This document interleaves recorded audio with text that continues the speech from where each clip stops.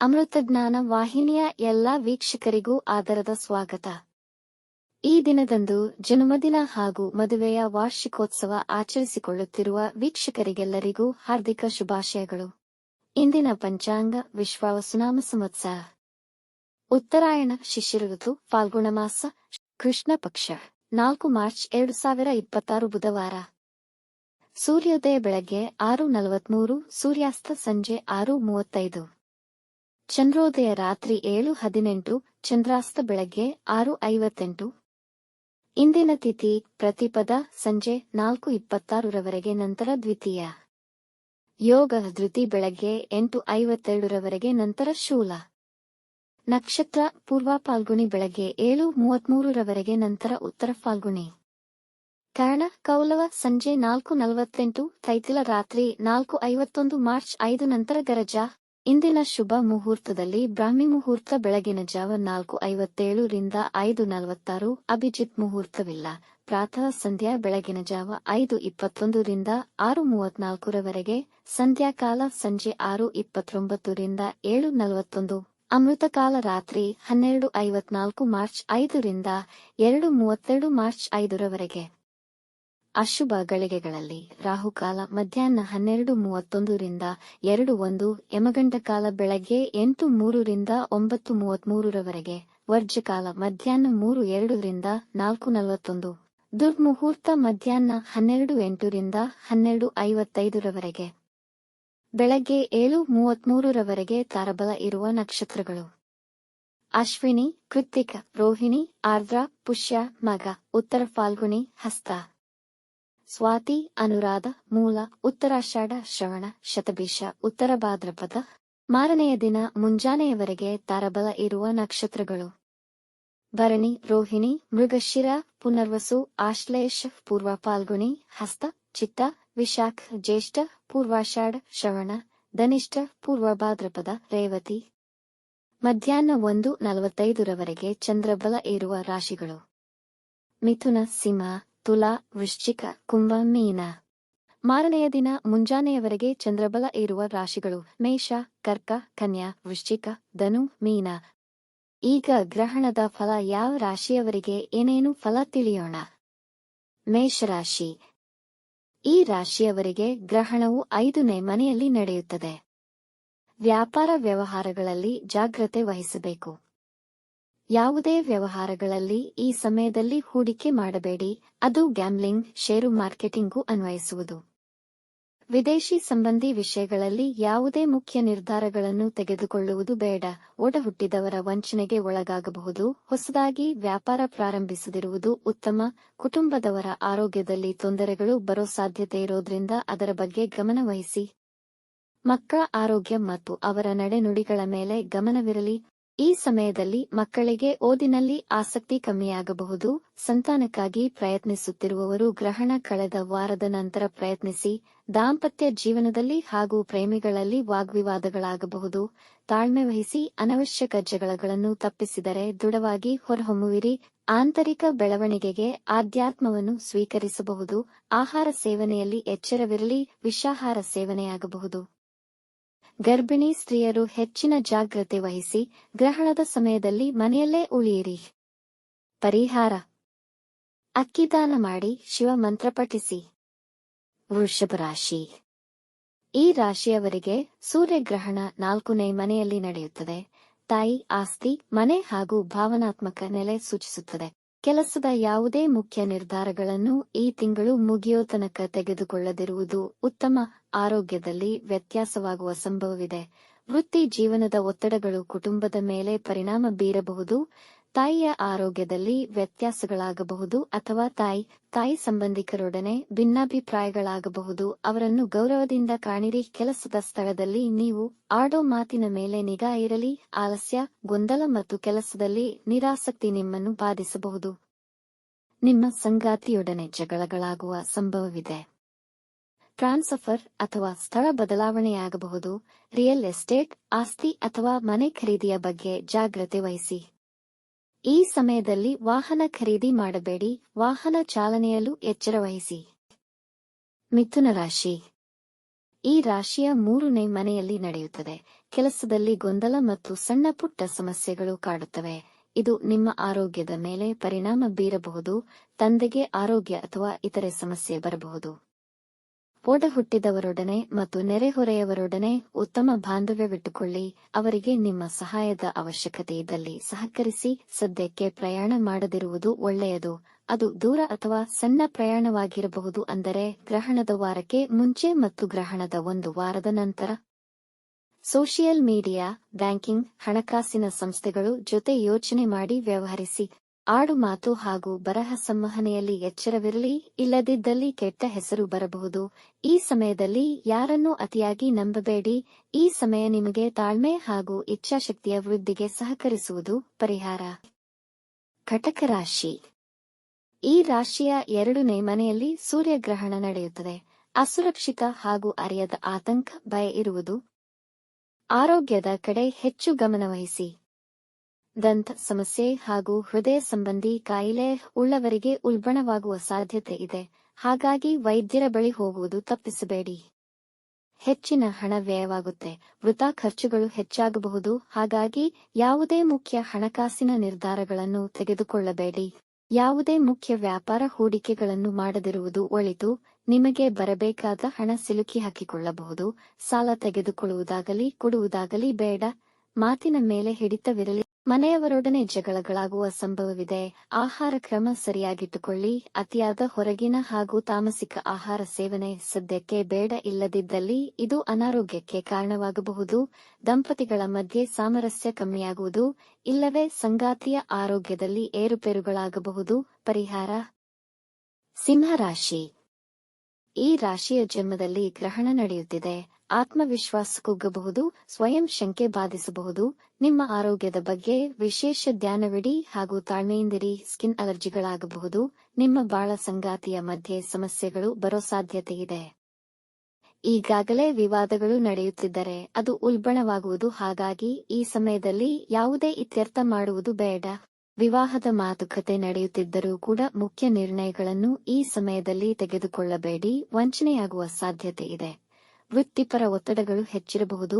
ನಿಮ್ಮ ವ್ಯಕ್ತಿತ್ವ ಕಾಪಾಡಿಕೊಳ್ಳುವ ಸಲುವಾಗಿ ಅತಿಯಾಗಿ ಮಾತನಾಡುವುದು ಕಮ್ಮಿ ಮಾಡಿ. ಅವಮಾನಗಳಾಗುವ ಸಾಧ್ಯತೆ ಇದೆ.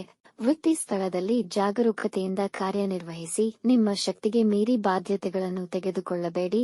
ಖರ್ಚುಗಳು ಹೆಚ್ಚಾಗುವುದು. ಹಾಗಾಗಿ ಇತಿಮಿತಿಯಿಂದ ಖರ್ಚು ಮಾಡಿ. ವಾಹನ ಚಾಲನೆಯಲ್ಲಿ ಎಚ್ಚರವಿರಲಿ. ಸಣ್ಣ ಪುಟ್ಟ ಅಪಘಾತಗಳಾಗುವ ಸಾಧ್ಯತೆ ಇದೆ. ಕನ್ಯಾ ರಾಶಿ. ಈ ರಾಶಿಯವರ 12ನೇ ಮನೆಯಲ್ಲಿ ಗ್ರಹಣ ನಡೆಯುವುದು. ನಿಮ್ಮ ಆರೋಗ್ಯದ ಕಡೆ ಗಮನ ಕೊಡಬೇಕು. ಕುಟುಂಬದಲ್ಲಿ ಸೌಖ್ಯ ಕಮ್ಮಿಯಾಗುವುದು. ಮಕ್ಕಳಿಂದ ತಂದೆ ತಾಯಿಗೆ ನೋವಾಗುವಂತಹ ಸಂದರ್ಭಗಳು ಬರುತ್ತೆ. ಆರೋಗ್ಯದಲ್ಲಿ ಏರುಪೇರುಗಳಾಗುವ ಸಂಭವವಿದೆ.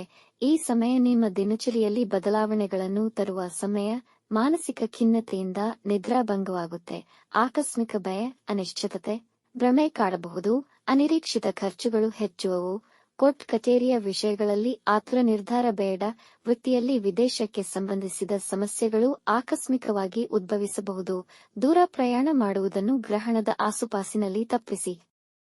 ಹೃದಯ ಸಂಬಂಧಿ ಕಾಯಿಲೆ ಇರುವವರು ಎಚ್ಚರದಿಂದಿರಿ. ಪ್ರೇಮಿಗಳಲ್ಲಿ ಭಿನ್ನಾಭಿಪ್ರಾಯಗಳು ಬರಬಹುದು. ಹಾಗಾಗಿ ಸ್ವಲ್ಪ ಕಾಲ ಅಂತರ ಕಾಯ್ದುಕೊಳ್ಳಿ. ಗುಪ್ತ ಶತ್ರುಗಳ ಕಾಟವಿರುವುದು. ಮಕ್ಕಳ ಬಗ್ಗೆ ಎಚ್ಚರಿಕೆ ವಹಿಸಿ ಮತ್ತು ಗರ್ಭಿಣಿ ಸ್ತ್ರೀಯರು ಸ್ವಲ್ಪ ಕಾಳಜಿ ವಹಿಸಿ. ಹೊರಗಡೆ ಬರದೆ ಗ್ರಹಣದ ಸಮಯದಲ್ಲಿ ಮನೆಯಲ್ಲೇ ಉಳಿಯಿರಿ. ಪರಿಹಾರ. ಧ್ಯಾನ ಮಾಡಿ. ಸೂರ್ಯ ಗಾಯತ್ರಿ ಮಂತ್ರ ಪಠಿಸಿ. ತುಲಾರಾಶಿ. ಈ ರಾಶಿಯವರಿಗೆ 11ನೇ ಮನೆಯಲ್ಲಿ ಗ್ರಹಣ ನಡೆಯುವುದು. ಹಾಗಾಗಿ ನಿಮ್ಮಲ್ಲಿ ಹತಾಶೆ, ಸೋಮಾರಿತನ ಹೆಚ್ಚಾಗುವುದು. ಚಿಕ್ಕ ಚಿಕ್ಕ ವಿಷಯಗಳಲ್ಲಿ ತಾಳ್ಮೆ ಕಳೆದುಕೊಂಡು ಚಿಂತೆಗೊಳಗಾಗುವಿರಿ. ನಿಮಗೆ ದೊರೆಯಬೇಕಾದ ಪ್ರಮೋಷನ್, ಗೌರವ ಮತ್ತಿತರ ಲಾಭಗಳು ನಿಮಗೆ ತಡವಾಗಿ ಸೇರಬಹುದು. ಒಡ ಹುಟ್ಟಿದವರೊಡನೆ ಭಿನ್ನಾಭಿಪ್ರಾಯಗಳು ಬರಬಹುದು. ಈ ರಾಶಿಯವರ ತಾಯಿಯ ಆರೋಗ್ಯಕ್ಕೆ ಅಷ್ಟು ಒಳ್ಳೆಯದಲ್ಲ. ನಿಮ್ಮ ಸಂತಾನದಿಂದ ಸಮಸ್ಯೆಯಾಗುವುದು. ಅವರ ತಪ್ಪು ನಿರ್ಧಾರ ಮತ್ತು ತಪ್ಪು ಯೋಜನೆಗಳಿಗೆ ನೀವು ಬೆಲೆ ತೆರಬೇಕಾಗುವುದು. ಹಣಕಾಸಿನ ರಿಸ್ಕ್, ಜೂಜು, ಸ್ಪೆಕ್ಯುಲೇಷನ್ಸ್ನಿಂದ ದೂರವಿರಿ. ನಿಮ್ಮ ಹಿರಿಯ ಸೋದರ ಅಥವಾ ಸೋದರಿಗೆ ನಿಮ್ಮ ಸಹಾಯದ ಅವಶ್ಯಕತೆ ಇರಬಹುದು. ಆಸ್ತಿಯಿಂದ ಧನಲಾಭವಾಗುವುದು. ಬರಬೇಕಿದ್ದ ಬಾಕಿ ಹಣ ಹಠಾತ್ ನಿಮ್ಮ ಕೈ ಸೇರುವುದು. ಸಾಮಾಜಿಕ ವಲಯದಲ್ಲಿ ಹೆಚ್ಚು ಜಾಗರೂಕತೆಯಿಂದ ಇರಿ. ಅವಮಾನಗಳಾಗುವ ಸಂಭವವಿದೆ. ಹಿರಿಯ ಅಣ್ಣ ಅಥವಾ ಹಿರಿಯರ ಸಲಹೆಯಿಂದ ಲಾಭವಾಗುವುದು. ಗರ್ಭಿಣಿ ಸ್ತ್ರೀಯರು ಹೆಚ್ಚಿನ ಎಚ್ಚರಿಕೆ ವಹಿಸಬೇಕು. ಮೈಕೈ ನೋವು ಮತ್ತು ನಿಶ್ಶಕ್ತಿ ನಿಮ್ಮನ್ನು ಬಾಧಿಸಬಹುದು. ಸ್ನೇಹಿತರ ಸಹಾಯ ಲಭ್ಯವಿದೆ. ಪರಿಹಾರ: ಅವಶ್ಯಕತೆ ಇರುವವರಿಗೆ ಕೈಲಾದ ದಾನ ಮಾಡಿ. ವೃಶ್ಚಿಕ ರಾಶಿ. ಈ ರಾಶಿಯವರಿಗೆ ಸೂರ್ಯಗ್ರಹಣವು 10ನೇ ಮನೆಯಲ್ಲಿ ಗ್ರಹಣವು ನಡೆಯುತ್ತಿದೆ. ನೀವು ನಿರೀಕ್ಷಿಸದ ವಿಷಯಗಳು ಗ್ರಹಣದ ಸುತ್ತಮುತ್ತಲ ಸಮಯದಲ್ಲಿ ನಡೆಯಬಹುದು. ಅದು ಮನೆಯ ಅಥವಾ ಕಚೇರಿಯ ವಿಷಯವಾಗಿರಬಹುದು. ಕೂಡು ಕುಟುಂಬದಲ್ಲಿ ಭಿನ್ನಾಭಿಪ್ರಾಯಗಳು ಬರಬಹುದು. ಅದು ಆಸ್ತಿ ಅಥವಾ ಭೂಮಿಯ ವಿಷಯಕ್ಕೆ ಕಿತ್ತಾಟಗಳಾಗಿ ಇದರಿಂದಾಗಿ ಭಿನ್ನಾಭಿಪ್ರಾಯಗಳಾಗುವುದು. ಆರೋಗ್ಯದಲ್ಲಿ ಸಮಸ್ಯೆಗಳಾಗುವುದು. ನೀವು ಅಂದುಕೊಂಡಂತೆ ಕೆಲಸ ಕಾರ್ಯಗಳು ಸಮಯದಲ್ಲಿ ಪೂರ್ಣವಾಗದಿರಬಹುದು. ಹಾಗಾಗಿ ಭಾಗ್ಯ ನಮಗೆ ಸಹಕರಿಸುತ್ತಿಲ್ಲ ಎನಿಸಬಹುದು. ಕೆಲಸದ ವಿಷಯವಾಗಿ ಮುಖ್ಯ ನಿರ್ಧಾರಗಳನ್ನು ತೆಗೆದುಕೊಳ್ಳುವ ಸಮಯ ಬಂದಿದೆ. ಆದರೆ ಗ್ರಹಣದ ಆಸುಪಾಸಿನಲ್ಲಿ ತೀರ್ಮಾನ ಬೇಡ. ಸಣ್ಣ ಪುಟ್ಟ ವಿಷಯಗಳಿಗೂ ಮನಸ್ಸು ವಿಚಲಿತವಾಗುತ್ತೆ. ದಂಪತಿಗಳಲ್ಲಿ ವಿರಸ, ಅಸಮಾಧಾನಗಳಾಗುವುದು. ತಂದೆ ಮತ್ತು ತಾಯಿಯ ಆರೋಗ್ಯದ ಬಗ್ಗೆ ಎಚ್ಚರಿಕೆ ವಹಿಸಿ. ಧನಹಾನಿಯಾಗುವ ಸಂಭವವಿದೆ. ಕೆಲಸದ ಅಥವಾ ವ್ಯಾಪಾರದ ವಿವಾದಗಳಿಂದ ದೂರ ಉಳಿಯಿರಿ. ನಿಮ್ಮ ಮೇಲಧಿಕಾರಿಗಳ ಬಳಿ ಅನವಶ್ಯಕ ಮಾತಿಗೆ ಇಳಿಯಬೇಡಿ. ಅಪಘಾತಗಳಾಗುವ ಸಾಧ್ಯತೆ ಇದೆ. ಪರಿಹಾರ: ಅಕ್ಕಿ ದಾನ ಮಾಡಿ. ಲಲಿತ ಸಹಸ್ರನಾಮ ಪಡಮೆ ಮಾಡಿ. ಧನುರಾಶಿ. ಈ ರಾಶಿಯವರಿಗೆ 9ನೇ ಮನೆಯಲ್ಲಿ ಗ್ರಹಣ ನಡೆಯುತ್ತಿದೆ. ಉನ್ನತ ವಿದ್ಯಾಭ್ಯಾಸ ಅಥವಾ ವಿದೇಶಿ ಅವಕಾಶಗಳ ವಿಷಯದಲ್ಲಿ ಅಡಚಣೆಗಳು ಬರಬಹುದು. ಇದರಿಂದ ಮಾನಸಿಕವಾಗಿ ಕುಗ್ಗಬಹುದು. ದೂರದ ಪ್ರದೇಶದಿಂದ ಶುಭ ಸುದ್ದಿ ಕೇಳುವಿರಿ. ಧಾರ್ಮಿಕ ಯಾತ್ರೆಗಳಿಗೆ ಹೊರಡುವಿರಿ. ದೂರ ಪ್ರಯಾಣ ಮಾಡುತ್ತಿದ್ದರೆ ತುಂಬಾ ಎಚ್ಚರ ವಹಿಸಿ. ಅದು ಗ್ರಹಣದ ಆಸುಪಾಸಲ್ಲಿ. ಗುರುಗಳ ಅಥವಾ ನಿಮ್ಮ ಸಂಗಾತಿಯ ಪೋಷಕರ ಜೊತೆ ಭಿನ್ನಾಭಿಪ್ರಾಯಗಳು ಬರುವ ಸಂಭವವಿದೆ. ನೀವು ಯಾವ ವಿಷಯಗಳನ್ನು ನಿರ್ಲಕ್ಷಿಸದೆ ಜಾಗರೂಕತೆಯಿಂದ ನಿರ್ವಹಿಸಿದರೆ ನಿಮಗೆ ಆ ಕಾರ್ಯಗಳಲ್ಲಿ ಯಶಸ್ಸು ಸಿಗುವುದು. ಶತ್ರುಗಳು ನಿಮ್ಮಿಂದ ದೂರ ಉಳಿಯುವರು. ಒಡ ಹುಟ್ಟಿದವರೊಡನೆ ಮನಸ್ತಾಪಗಳಾಗಬಹುದು. ತಂದೆಯ ಆರೋಗ್ಯದಲ್ಲಿ ಸಮಸ್ಯೆ ಬರುವುದು. ಆದರೂ ಅವರು ಆ ಸಮಸ್ಯೆಯಿಂದ ಹೊರಬರುವರು. ಪಬ್ಲಿಷಿಂಗ್, ವಿದ್ಯಾಕ್ಷೇತ್ರ ಮತ್ತು ಆಧ್ಯಾತ್ಮ ಕ್ಷೇತ್ರಗಳಲ್ಲಿ ಬದಲಾವಣೆ ತರುವಿರಿ. ಆದರೆ ಈ ಗ್ರಹಣದ ಸಮಯದಲ್ಲಿ ಯಾವುದೇ ಮುಖ್ಯ ನಿರ್ಧಾರಗಳನ್ನು ತೆಗೆದುಕೊಳ್ಳುವುದು ಬೇಡ. ಕಾನೂನು ವಿಷಯಗಳು ನಿಮ್ಮ ಹಣಕಾಸಿಗೆ ತೊಂದರೆಗೀಡು ಮಾಡಬಹುದು. ವಾಹನ ಅಪಘಾತಗಳಾಗುವ ಸಂಭವವಿದೆ. ವಾಹನ ಚಾಲನೆ ಮಾಡುವಾಗ ಎಚ್ಚರವಿರಲಿ. ಪರಿಹಾರ: ಚಂದ್ರಮಂತ್ರ ಮತ್ತು ನಮೋ ಭಗವತೆ ವಾಸುದೇವಾಯ ಹೇಳಿಕೊಳ್ಳಿ. ಮಕರ ರಾಶಿ. ಈ ರಾಶಿಯವರ 8ನೇ ಮನೆಯಲ್ಲಿ ಗ್ರಹಣ ನಡೆಯುತ್ತಿದೆ. ಹಾಗಾಗಿ ಈ ಸಮಯದಲ್ಲಿ ಹಣಕಾಸಿನ ವಿಷಯದಲ್ಲಿ ಹೆಚ್ಚಿನ ಗಮನ ವಹಿಸಬೇಕು. ಮನಸ್ಸು ಮಂದವಾಗುವುದರ ಜೊತೆಗೆ ಎಲ್ಲಾ ಕೆಲಸದಲ್ಲೂ ವಿಳಂಬವಿರುವುದು. ಹಾಗಾಗಿ ಈ ಗ್ರಹಣದ ಸಮಯದಲ್ಲಿ ಯಾವುದೇ ನಿರ್ಧಾರಗಳನ್ನು ತೆಗೆದುಕೊಳ್ಳುವುದು ಬೇಡ. ಅವಮಾನಗಳಾಗುವ ಸಾಧ್ಯತೆಯಿದೆ. ನಿಮ್ಮ ಹಳೆಯ ಗುಪ್ತ ವಿಷಯಗಳು ಹೊರಬಂದು ಜನ ನಿಮ್ಮನ್ನು ತೆಗಳಬಹುದು. ಈ ರಾಶಿಯವರ ಸಂಗಾತಿಗೆ ಅಪಘಾತವಾಗುವ ಸಾಧ್ಯತೆ ಇದೆ. ವಾಹನ ಚಾಲನೆಯಲ್ಲಿ ಜಾಗ್ರತೆ ವಹಿಸಿ. ಪಾರ್ಟ್ನರ್ಶಿಪ್ ವ್ಯವಹಾರದಲ್ಲಿದ್ದರೆ ನಿಮ್ಮ ಪಾರ್ಟ್ನರ್ನೊಂದಿಗೆ ಯಾವುದೇ ವಿವಾದಗಳಾಗದಂತೆ ನೋಡಿಕೊಳ್ಳಿ. ನಿಮ್ಮ ಸಂಗಾತಿಯ ಮಾತು ನಿಮಗೆ ಬೇಸರ ಉಂಟುಮಾಡಬಹುದು.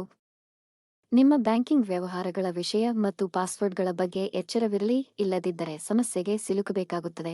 ನಿಮ್ಮ ಪರಿವಾರದ ಬಗ್ಗೆ ಹೆಚ್ಚಿನ ಕಾಳಜಿ ವಹಿಸಿ. ವಿವಾದಗಳಾಗದಂತೆ ನೋಡಿಕೊಳ್ಳಿ. ಈ ಸಮಯದ ಪ್ರಯಾಣ ನಿಮಗೆ ಒತ್ತಡದೊಂದಿಗೆ ಅನುಪಯುಕ್ತವಾಗುವುದು.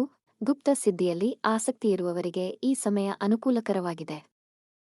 ಗರ್ಭಿಣಿ ಸ್ತ್ರೀಯರು ಎಚ್ಚರ ವಹಿಸಬೇಕು. ಚೂಪಾದ, ಹರಿತವಾದ ವಸ್ತುಗಳಿಂದ ತೊಂದರೆ ಇದೆ. ಶಿವಮಂತ್ರ ಪಠನೆ ಮಾಡಿ. ಹನುಮನ ಆರಾಧನೆ ಮಾಡಿ. ಕುಂಭರಾಶಿ. 7ನೇ ಮನೆಯಲ್ಲಿ ಗ್ರಹಣ ನಡೆಯುತ್ತಿದ್ದು ಲಗ್ನದಲ್ಲಿ ಗ್ರಹಣ ಭಾವನಾತ್ಮಕವಾಗಿ ಅಸ್ಥಿರತೆಯನ್ನು ಉಂಟು ಮಾಡುವುದರ ಜೊತೆಗೆ ಮರು ಹೆಚ್ಚಾಗಬಹುದು. ವ್ಯಾಪಾರ ಡೀಲ್ಗಳು ಸ್ಥಗಿತಗೊಳ್ಳಬಹುದು. ಬಾಳ ಸಂಗಾತಿಯ ಆರೋಗ್ಯಕ್ಕೆ ವಿಶೇಷ ಧ್ಯಾನ ನೀಡಿ. ಪಾರ್ಟ್ನರ್ಶಿಪ್ ವ್ಯವಹಾರದಲ್ಲಿದ್ದರೆ ನಿಮ್ಮ ಪಾರ್ಟ್ನರ್ನೊಂದಿಗೆ ಯಾವುದೇ ವಿವಾದಗಳಾಗದಂತೆ ನೋಡಿಕೊಳ್ಳಿ. ಪಾರ್ಟ್ನರ್ಶಿಪ್ನಿಂದ ಬರುವ ಆದಾಯದ ಮೇಲೆ ಪರಿಣಾಮ ಬೀರುವ ಸಾಧ್ಯತೆಯಿದೆ. ನಿಮ್ಮ ಆರೋಗ್ಯದ ಬಗ್ಗೆ ಎಚ್ಚರವಿರಲಿ. ಸಣ್ಣ ಪುಟ್ಟ ವಿಷಯಗಳಲ್ಲಿ ಒತ್ತಡ, ಅನಿರೀಕ್ಷಿತ ಸಮಸ್ಯೆಗಳು ಕಾಣಿಸಿಕೊಳ್ಳಬಹುದು. ಈ ರಾಶಿಯವರ ತಾಯಿಯ ಆರೋಗ್ಯದಲ್ಲಿ ವ್ಯತ್ಯಾಸಗಳಾಗಬಹುದು. ಇದರಿಂದಾಗಿ ಅವರ ಚಿಂತೆ ಕಾಡುವುದು. ಧನ ಪ್ರಾಪ್ತಿಯಾಗುವ ಸಂಭವವಿದೆ. ವೈವಾಹಿಕ ಜೀವನದಲ್ಲಿ ಸಣ್ಣ ಪುಟ್ಟ ಭಿನ್ನಾಭಿಪ್ರಾಯಗಳು ಕಂಡು ಬರಬಹುದು. ಒಂದು ವೇಳೆ ಈಗಾಗಲೇ ಅವು ವಿಪರೀತಕ್ಕೆ ಹೋಗಿದ್ದಲ್ಲಿ ಸಂಬಂಧಗಳು ಅಂತ್ಯಗೊಳ್ಳುವ ಸಾಧ್ಯತೆಯಿದೆ. ಇದು ಪಾರ್ಟ್ನರ್ಶಿಪ್ ವ್ಯವಹಾರಕ್ಕೂ ಅನ್ವಯಿಸುವುದು. ಹಾಗಾಗಿ ಯಾವುದೇ ಮುಖ್ಯ ನಿರ್ಧಾರಗಳನ್ನು ಈ ಸಮಯದಲ್ಲಿ ತೆಗೆದುಕೊಳ್ಳುವುದು ಬೇಡ. ಪರಿಹಾರ: ಗೋಧಿದಾನ ಮಾಡಿ. ಸೂರ್ಯನ ಮಂತ್ರ ಅಥವಾ ಲಲಿತ ಸಹಸ್ರನಾಮ ಪಠಿಸಿ. ಹನುಮನ ಪೂಜೆ ಮಾಡಿ. ಮೀನರಾಶಿ. ಈ ರಾಶಿಯ 6ನೇ ಮನೆಯಲ್ಲಿ ಗ್ರಹಣ ನಡೆಯುವುದರಿಂದ ಅಂಥ ಹೆಚ್ಚಿನ ಕೆಡುಕುಗಳು ಆಗುವುದಿಲ್ಲ. ರೋಗ, ಋಣ, ಶತ್ರುಭಾವದಲ್ಲಿ ನಡೆಯುವುದರಿಂದ ನಿಮ್ಮ ಈ ಎಲ್ಲಾ ಸಮಸ್ಯೆಗಳಿಂದ ಹೊರಬರುವ ಮಾರ್ಗಗಳು ದೊರೆಯುವುದು. ಯಾವುದೇ ಮುಖ್ಯ ನಿರ್ಧಾರಗಳನ್ನು ಗ್ರಹಣದ ಸುತ್ತಮುತ್ತ ತೆಗೆದುಕೊಳ್ಳುವುದು ಬೇಡ. ಆರೋಗ್ಯ ಸಮಸ್ಯೆಗಳು ಕಡಿಮೆಯಾಗುವುದು. ವಿದೇಶಕ್ಕೆ ಸಂಬಂಧಪಟ್ಟ ವ್ಯವಹಾರಗಳ ಬಗ್ಗೆ ಸ್ವಲ್ಪ ತಾಳ್ಮೆಯಿಂದಿರಿ. ನಿಮ್ಮ ಕೆಲಸ ಕಾರ್ಯಗಳಲ್ಲಿ ಬಹಳ ಒತ್ತಡವಿರುವುದು. ಎಚ್ಚರಿಕೆಯಿಂದ ನಿರ್ವಹಿಸಬೇಕು. ಸಹೋದ್ಯೋಗಿಗಳು ಜಗಳಗಳನ್ನು ಎಬ್ಬಿಸಬಹುದು. ಲಾಭದಲ್ಲಿ ಸ್ವಲ್ಪ ಕೊರತೆ ಕಂಡುಬರುವುದು. ಹೆಚ್ಚಿನ ಒತ್ತಡ ಇರುವುದು. ವಿದೇಶ ವ್ಯವಹಾರಗಳಿದ್ದರೆ ವಿಶೇಷ ಎಚ್ಚರಿಕೆ ತೆಗೆದುಕೊಳ್ಳಬೇಕು. ಮಾತಿನಲ್ಲಿ ನಿಯಂತ್ರಣವಿರಲಿ. ಗರ್ಭಿಣಿ ಸ್ತ್ರೀಯರು ಹೆಚ್ಚಿನ ಜಾಗೃತೆ ವಹಿಸಿ.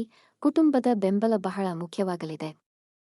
ಆಹಾರದ ವಿಷಯದಲ್ಲಿ ಎಚ್ಚರಿಕೆ ಇರಲಿ. ದೂರ ಪ್ರಯಾಣದಲ್ಲಿ ಸಮಸ್ಯೆಗಳಾಗಬಹುದು. ಆರೋಗ್ಯ ಕೆಡಿಸಿಕೊಳ್ಳದೆ ಕಾಪಾಡಿಕೊಳ್ಳಿ. ಪಿತ್ರಾರ್ಜಿತ ಆಸ್ತಿ, ಬರಬೇಕಿರುವ ಬಾಕಿ ಹಣ ನಿಮ್ಮ ಕೈ ಸೇರಬಹುದು. ಪರಿಹಾರ: ಚಂದ್ರೋಪಾಸನೆ ಮತ್ತು ಅವಶ್ಯಕತೆ ಇರುವವರಿಗೆ ದಾನ ನೀಡಿ. ವೀಕ್ಷಿಸಿದ ತಮಗೆ ಧನ್ಯವಾದಗಳು. ಮಾಹಿತಿ ಇಷ್ಟವಾದಲ್ಲಿ ಸಬ್ಸ್ಕ್ರೈಬ್ ಮಾಡಿ, ಲೈಕ್ ಮಾಡಿ, ಶೇರ್ ಮಾಡಿ. ತಪ್ಪದೇ ಬೆಲ್ ಐಕಾನ್ ಪ್ರೆಸ್ ಮಾಡಿ.